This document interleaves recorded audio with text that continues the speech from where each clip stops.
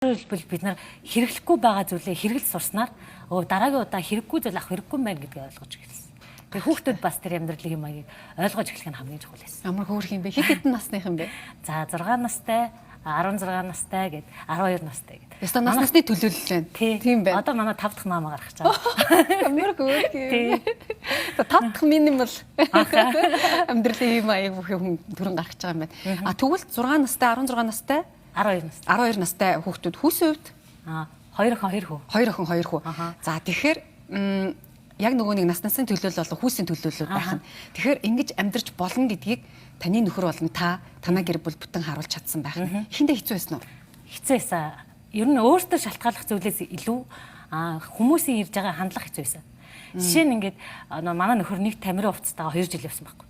Тэнгуут л ажлынхан газрын хүмүүс нь одоо нийгмийн хүмүүс нь одоо жоохон хувц хунард нь анхаараач айл ихнэр гэж штэ. Ингээд царай зүс алтаад нь штэ. Яагаад ингээд нэг хувцтайгаа л ингээд яваад идэм бэ гэнгээ асуусан. Тэгтэн мэдээж манай гэр бүлийн зорилгыг тэр хүмүүс ойлгохгүй штэ. Одоо ганган байх хэрэгтэй, илүү юм чамин байх хэрэгтэй гэдгийг шаардаад байсан. Тэгэхэд тэр үед болохоор гэр бүлээрээ дахиад ярилцдаг байсан. За бусдад ганган байх тий амьдралыг сонгох уу? Эсвэл ингээд өөрөө өөртөө хэрэглээгээ яг тааруулаад амьдрах гол үндсэн зорилго нь зээлээс л гарах шүү дээ. Тэгээ орон гэртээ болчих санаатай тий. Тэгэхээр яг энэ зорилго дээр төвлөрж исэн болохоор илүү ингээд ихтгэлцэл бий болж байсан. Одоо нэгэндээ одоо хэдүүлээ одоо байгаа зүйлдээ сэтгэл хангалуун бай. Нэг тамирын хувцас. Одоо баг ингээд Жордан өмсгөл шиг ингээд жаадлаад гэрийнхээ хойморт тавьчихмаа санагдаад байдаг шүү дээ. Адилаас осголоо тий. Тэр жил та хэдийг маань ингээ хөл дээр эргэж босгоход тусалсан байх нь шүү дээ. Тэгээ нэг юм халуун долоо уур амьсгал бүрдчихсэн юм билээ. Тэгээ энэ дээр нэг сонирхолтой юм байхад бид нар гэр бүлээрээ аялалд явах болсон байхгүй юу? Яг нөгөө зээлээсээ гараад тэгсэн чинь гэр бүлээр нөгөө хувцас цоортол өмсөө сурцсан. Тэгсэн чинь аялаар явах гэсэн чинь манай том хүүгийн өмднийхээ салтаа орчихсон байсан байхгүй юу? Тэгсэн чинь би тэд нөгөө хувцсыг ингээд за миний хүү арайчтай бас нэг те нэг өмд аваад өгчих гэсэн чи үгүй энэ Монголоос чанаргүй бодолтой авалт хийхгүй. Аяллахаа газар очиод те уул өсвөр насны хүүхэд чи октоодод бас гайгүй харагдчихмаар те тэр жоох ичиж болно шүү дээ те ингээд өмд цаарсан гэд тэгсэн чи үгүй энэ чанаргүй бодолтой авалт хийхгүй тэр гадаадад очиод бас чанартай өмд бодолтой авъя тэрийгээ ингээ олон жил өмсөё гэдэг санаан дээр буусан. Тэгэхэд тэгээ хүүгээрээ бахарч байсан. Хөөх миний үчи ингээд бусдаас арай өөрөөр сэтгэж шүү тий. Илүү ганган байхтай биш хэрэглээгээ боддог болсон байна. Тэгээ энэ гэр бүлийн одоо минимал амьдралын хэм маяг гишүүн болгоно нөлөөлж ин гэдэгт үнэхээр их баяртай байсан. Ястай. Бүр оюун санааны хувьд хүртэл ингэ нөлөөлөл үс. Ямар гоё юм бэ тий. За тэгэхээр ингээ хоёлаа. Яг ингээ старалтай яриа. Эхлээд маань хэцүү байсан байна. Маш хэцүү. Тийм. Одоо түүнийг яаж давж исэн бэ гэдгээ хуваалцмаар байна. Магадгүй одоо ингээ тав дээрээ ярьж байгааг сонсонгуудаа аль нэгний эзэгтэй нэрээ нэг би бас туршаад үзмээр банкны зээллээсээ салахыг хүсэж байгаа зөндөл байгаа шүү. Нөө бидний чинь баруун мөрөн дээр нэг бурхан зүүн мөрөн дээр чөтгөрөөд нь шүү дээ тий. Тэгээ яаж л эмхтэй хүн болохоор ингээд хэрэглээ их байдаг тий. Тэнгүүтлээ ингээд өөрөө өөртөө хурал хийн л тий. Ер нь гэр бүлийн санхүү эмхтэй хүнээс их шалтгаалаад байгаа шүү дээ тий. Тэнгүүтэл ингээд нэг юм амаар санагдана. Тэнгүүл 3 хоног ярилцсан өөрөө өөртөөгөө. Удаа гэр бүлийнхэнтэйгээ нөө сэтгэл хөдлөл дуустлаа. Хүний сэтгэл хөдлөл нэг 3 хоног үргэлжилтэй байна л да. Энэ палачиг авчихсан нүүрний крем хэрэгтэй байна гэл нэг мэдрэмж яддаг шүү дээ. Тэгсэн чинь 3 хоног ярилцаад хурал юм. Нэг чөтгөр нь авчаач тээ. Ганц л амьдрын алин ингээд нүүр мөрөө гоё алга. Хүмүүсээс чам юу ч хэлэх юм гэл ингээд. Тэгмээд нөгөө бурхан нь гарч ирэл гэр бүлийн зорилгоо сан. Тэгээ банкны ажилч шиг боол авах юм уу? Эсвэл чи зорилгодоо хүрэх юм хандаа гэж ороод байна. Тэгмээд л ингээд эхлээл чөтгөрийнхаа талтай тэг авчмаа санагдаад нэг удаа бүр нөхөртөө уйлжсан. Нүүрний гэрээ байхгүй би төрсний дараа царай алдаад байна гэл ингээ уйлсан ах. Тэсний чи хадам хажуунаас нь айгүйгөрхөн тэтгэврийн мөнгөөрөө эсвэл ингээ банкны одоо цалин буухаар ээж нь крем аваад өгчихөө бас ингээ айл өх нэг юмар дутаач юу гэдэг байхгүй. Тэгсэн чи би дараа нь ингээ одоо тэр төхөндөө айгүй бахархдаг. Тэгээд ингээ бурхныхаа талд ордог болсон.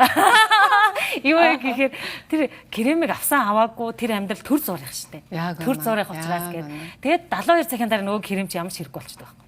Нөгөө сэтгэл хөдлөл авах гэсэн бодол байхгүй тий. Тэгээд ирэнгуут л хөөх энэ банкны зээлээс хасж байгаа нь ямар гоё юм бэ гэд төлж байгаадаа баярлдаг болсон байхгүй. Төлөөд одоо дараагийн одоо гэр бүлд маань илүү сайхан амьдрал ирнэ тий. Аялдаг болно, эсвэл ад жаргалтай амьдрна гэд ирээдүйн хүсэж байгаа зүйл дээрээ төвлөрдөг гэсэн. Өөрөөр хэлбэл хуурамч хүсэл төрөөд идэг шүү дээ. Яг тэр хуурамч хүслээд аваад яг жинхэнэ хүсэл зүрх сэтгэлээс юу хүсэж байгаа юм бэ? Яг энэ амьдралдаа те хэрэглээнийхээ боол ах юм уу, хитвчнийхээ эзэн байх юм уу гэдгээ гэр бүлээрээ сонгосон гэсэн. Тэгээ хэрэглээнийхээ боол ахаа болж эхэлсэн. Манай юм арай бага насны хүүхдүүдэд жаахан хэцүү байсан уу? хүүхдүүд нь. Дэлгүүр ороход ялангуяа 6 настай хүүхд маань нэг 3 мойтой байлаа шүү дээ тий. Тэглээ гэж бодоход дэлгүүр ороод нөө хүссэн юм авъя гэж чаргалдсан шүү дээ хүүхд. Тэр нь аюуцаа идэг тий. Тэгэн утал хүүхдтэй тэр уйлсан ч хамаагүй газар ингээд орилсон ч хамаагүй зүгээр ингээд ярьцдаг байсан. Одоо ээж аавд нь энэ зориулах мөнгө авахгүй. Гэхдээ өөр зүйл зориулах мөнгө байгаа гэхээр хүүхэд ойлгодог байхгүй. Хүүхэд ойлгоод за дэлгүүрт ороо нэг л юм аав шиггүй яг нэг л юм аавна. Авах мөнгө байхгүй гэхээр урд нь бол ингээд дэлгүүр бодлогчид мөнгөгүй гэд хэлэхээр ядууч юм шиг мэдрэмж авчих гад нэг юмтай юм шиг харагдах гад аав шүү дээ. Ичээд тэгсэн чинь хүүхдтэйгээ тэгээ харилцчихад хүний мөнгөгүй гэж хэлэхээс ичгээ болсон. Угаасаа энэ хэрэглэн зориулах мөнгө авахгүй гэсэн үг болохоос ш. Тэр чигтээ мөнгөгүй амьдрал биш шүү дээ. Тэгээд хүүхдтэй ойлгуулсан чинь бага насны хүүхдүүд бол шууд ойлгож авдаг. Хөрх юм аа. Тэгэхээр та нууц биш бол яг хэдэн төгрөгийн зээлээ хэдэн 2 жилийн хугацаанд дарч чадсан бэ? 100 сая төгрөгийн зээл. Хоо. Тэгж хэмнэсэн байх нь тийм үү? Тийм.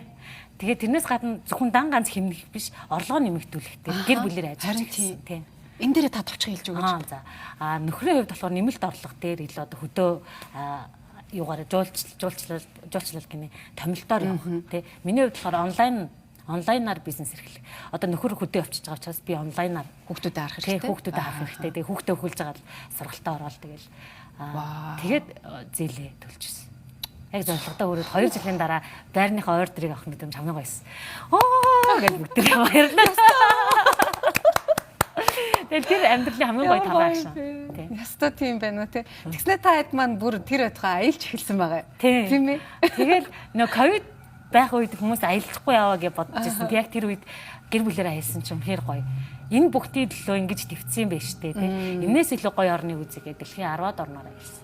Ямар одоо манай баг одоо байсаг л Мальдив авъя гэдэг болчиход байна. Хөөрхий тий. Тэгэхээр тэр мөнгөө бас хуримтлуулсан болж байна. Хуримтлуулсан. Одоо нөгөө хэмжээсэн мөнгнүүд чинь дараа нь юунд өгөх вэ гэдэг болж байгаа байхгүй юу? Эсвэл байсан сав хувцсандаа мөнгө өгөх үү? Эсвэл амьдралаас авах мэдрэмжэнд өгөх үү гэдэг тий. Тэгээ аяллаас мэдрээд ихсэн чинь бид нар ямар ч хэрэггүй зүйл мөнгө зарцуулт юм байна. Одоо хэрэглээнийхээ боол байхаар тий. Тэгэхээр аяллаас бол хүүхэд танин мэдхгүй бид нар ингээд өөр төрлийн мэдрэмжийг авахаар дараа нь ингээд гэртээ юм ахыг хүсгээд энэнгээр нэг орон үтчихье. Тэгээ одоо манай хөшиггүй байгаа. Тэр хөшиг авах 2 сая төгрөгөөр нэг орон үтчих юмсан санагдав. Ястаа тийм байх тий. Гэхдээ юу яах вэ? Магадгүй та хэд маань ингээд хичээж байгаа 100 сая төгрөгөө ингээд 2 жилийн хугацаанд дарчихсан. Тэгснэ эргээд буцаад хуучин амьдралынхаа хэв маяг руу одоо ингээд яг санхүү асуудал болсон. Нэг хэсэг тэгсэн. Нэг хэсэг ингээд баг хөдөлтөй авт гэлсэн. Ингээд задгаарч байгаа байхгүй тий. Тэгжээс наа дараа нь ингээд харсан чинь нөгөө орлого зарлага байнга хөдөлдөг. Тийм учраас ингээд харсан чинь бид нар ингээд дураараа ямар чанаргүй амьдраад байгаа юм бэ? Төргөө ол идэл, эсвэл гадуур идэл тий. Амьдралынхаа чанарыг хараад гадаадд амьдарч байгаа хүмүүсийн чанарыг харж байгаа аялж авах хугацаанд тэгээ харьцуулж байгаа хэдүүлээ гоё чанартай сонголт хийя гэдэг дээр хуралдсан. Дахиад хурал хийж гэр бүлээрээ. Тэгээд баган ч орно шүү дээ хуралд. Тэгээд хурал сууж байгаа зургийг харах юм. Тэгээд хуралдаад ер нь чанартай амьдралын хэм маягт орё тий. Тэгээд томьёогоо гадаад руу сургая. Одоо манай том охин болохоор оюутан. Тэгээд гадагшаа сурах шийдэлтэй төвлөрөөд тэгээ одоо 1-р курст хэлний бэлтгэлээ дуусгаж явж байгаа. Одоо тэгэхээр та хэд маань энэ зорилгын төлөө гэр бүлээрээ охиноо гадагшаа явуулна. Хүрсэн. Зорилгоо хүрсэн. Тэгээд одоо дараагийнх нь бэлтгэж байгаа. Ямар гоё юм бэ. Үнэхээр маш гоё мэдрэмж төрж байна нэр. Тэгээд ингэсэн үү? Бид нөгөө нэг зардал хэмнэх гэхээр заримдаа нөгөө эрүүл мэндэж байгаа хаашин тавиаддаг. Одоо мэдээж шүд тий. Заавалчгүй орох хөстэй зардлууд байгаа шүү дээ. Үнийг яаж ийсэн? Одоо манай гэр бүл юмч болохоор. Тийм үү. Шудраг хэлгээд тэгэл шүдний төмөө гэл таньдаг хүнээрээ шүтээ үзүүлж үзүүлээ тэгээ. Ер нь ингээд байж болох те үн төлбөргүй гарч болох зардлуудаа хэмнээд болгож ирсэн юм бол болгож ирсэн. Тэгээд мэдээж хүнснээс эхлээд бол анхдаг зэрэгцээ хангалттай тохиолдолд гурилаараа гамбир игээд ч юм уу хэвийн амьдралаа байсан бол яванд амьдрал чанарчаад ирэхээр нөгөө эрүүл хүнс гэдэг сонголт руу гарч байгаа. Хүн анхдаг зэрэгцээ хангалттай байхад нэг байгаль их хамгаалыг эрүүл хооллыг гэж боддгоо юм байл л дээ.